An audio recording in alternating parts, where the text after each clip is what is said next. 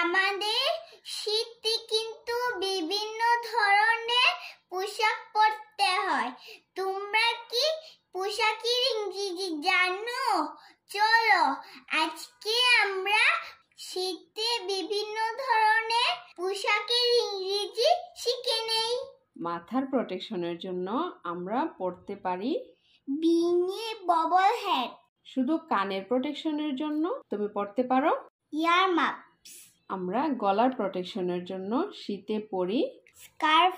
তোমার হাতের প্রোটেকশনের জন্য পরতে পারো গ্লাভস, ফিঙ্গারলেস গ্লাভস, মিটেন্স।